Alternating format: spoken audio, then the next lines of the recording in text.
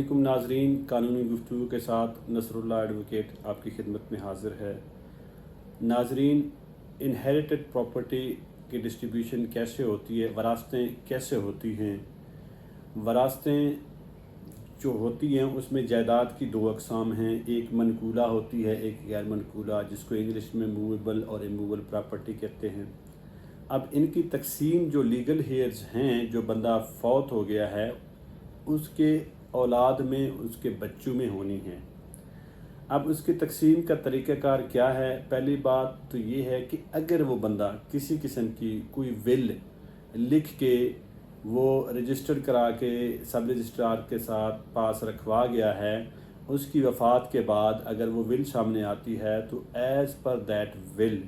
उस विल की वैलिडिटी देखी जाएगी, वैलिड है या इनवैलिड है, या उस विल से किसी और जो लीगल हेयर है उसका राइट तो इन्फ्रिंज नहीं हो रहा। उसके भी हर पहलू को देखकर उसके बाद उसके मुताबिक उस जायदाद की वो मनकूला है या गैर मनकूला है, उसकी distribution among the legal hairs होगी, उस बंदे के जो लीगल हेयर्स होंगे उनमें होगी। अब हमारा जो कानून और वैसे शरई कानून भी ये कहता है कि भी जब बंदा फौत हो जाता है और अदालती नज़ायर भी काफ़ी सारे मौजूद हैं, तो उसकी जायदाद की मुंतकली उसकी वफ़ात के फ़ौरन बाद खुद ब खुद हो जाती है। लेकिन हमारा सिस्टम इस किस्म का है कि हमारा सिस्टम जब तक आप खुद किसी चीज़ काम के करने का ना ठान लें, कोई काम करने के लिए ना जाएं कहीं पे, तो कोई काम करने को यहाँ पे एग्री नहीं है, कोई काम करने का ख्वाहिशमंद नहीं है। हर बंदा किसी दूसरे के ऊपर काम डाल देता है। कानून ने तो कह दिया कि जनाब अगर कोई बंदा फौत हो जाता है तो उसका जो रिकॉर्ड है आपने जो है ना मेंटेन रखना है, और उसकी जो जायदाद की मुंतकिली है उसके लीगल वारसान में फ़ौरन हो जानी चाहिए। लेकिन रूटीन में नहीं होती, प्रैक्टिकली ऐसा नहीं होता, तो वारसान को ख़ुद कराना पड़ती है। अब अगर विल नहीं है तो उसकी दो सूरतें होती हैं कि भाई अगर आपने बच्चे जो हैं उस बंदे के या तो नाबालिग हैं या कोई डिस्प्यूट अराइज हो जाता है among the legal hairs of that deceased person, तो अगर मूवेबल प्रॉपर्टी है तो उसके लिए आपको सक्सेशन सर्टिफिकेट, अगर कोई पैसे पड़े हुए हैं बैंक में, कोई और रकम है किसी के पास रखी हुई है, तो आपको कोर्ट से सक्सेशन सर्टिफिकेट हासिल करना पड़ता है। सक्सेशन सर्टिफिकेट की बेस पे फिर जाके आपको वो जो